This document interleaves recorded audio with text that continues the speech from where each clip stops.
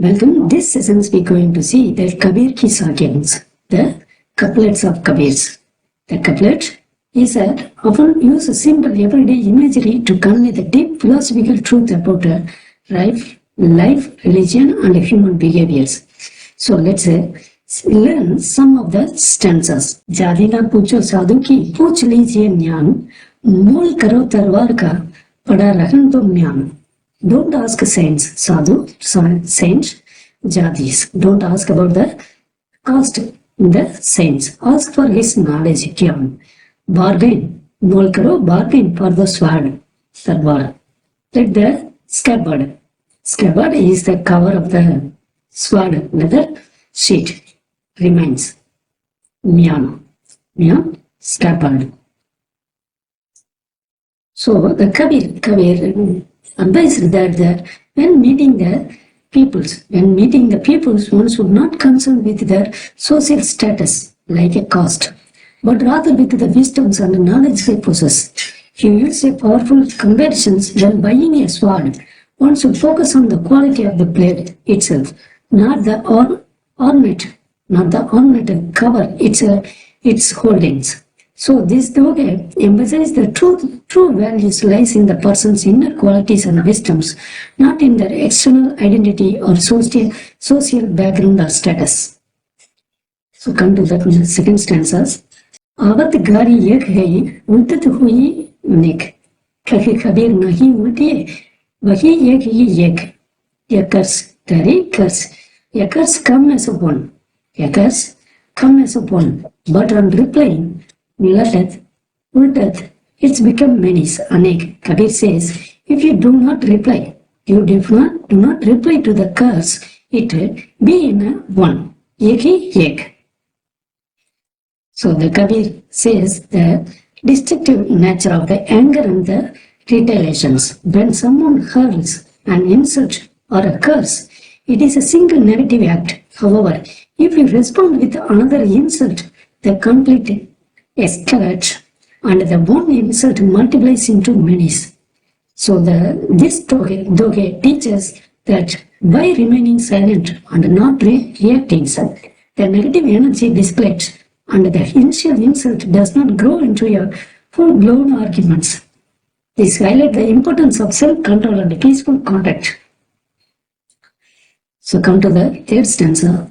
Mala to karna fire, jibi fire mukh mahi. Madama to dukha, disi phrase, yagato smiran nahis. Mala means a garland. Garland rotates in the hand.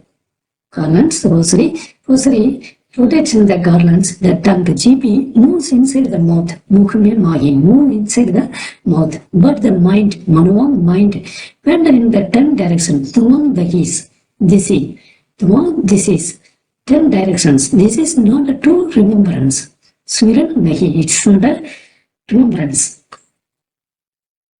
So criticize the hypocrisy of superficial religious practice.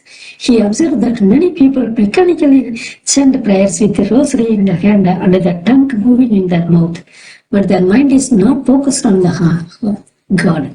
Instead, their mind is distracted, thinking about worldly matters. So this doge points out that the true spiritual remembrance or smiran.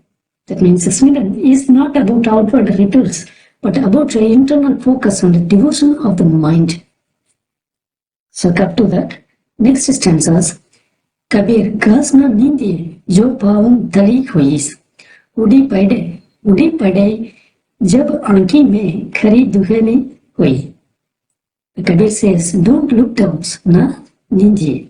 Look down the grass, which lies under your feet. Pavu tali huis. Pavu means feet. When a blade of it flies, udi pade into eyes, anki mein, it causes great pains. Kari degali ways. It causes great pains.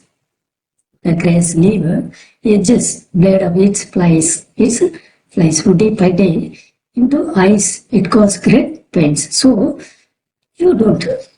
This doges serve as a warning against the arrogance and the underestimating the seemingly weak or insignificant.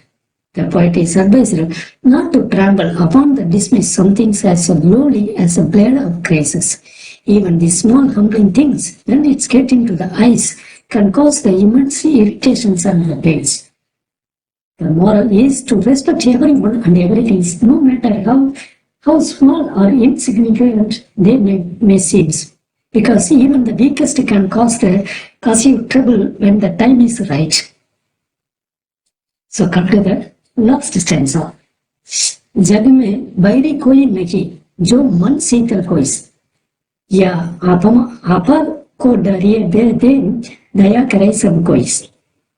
There is no enemies, very enemies in the world. If your mind is cool and calm, if your mind is cool and calm, man शीतल होइस, cool and calm, there is no enemy in the world. Give up your egos. Abumako Darides. Give up your egos and everyone will be kind to you. Daya Karais. Kind to use. So the Kabir poet concludes by stating that the external world is a reflection of our internal states. If one's mind is peaceful and free from anger, no one will perceive any enemies. The Doge suggested that the root of all animosity is one's own egos above. If a person can let go of their egos, they will be treated with the kindness and compassion by everyone. So these Doges emphasize that the peace in the world begins with the inner peace and the shedding of one's egos. So let's come to know about the poet Kabir. Kabir was the 15th century Indian's mythic poet and the saint, whose writing have the influence Hinduism's Bhakti movement, and his verses, though they are found in Sikhim's holy scripture. The Guru Granth Sahib, he was a social reformer who was critical of both Hinduism and Islam, advocating for a form of religion that was based on a universal love and devotion to a formless God. He used a simple, direct language in his couplets to convey his spiritual and social messages, making them accessible to the common people.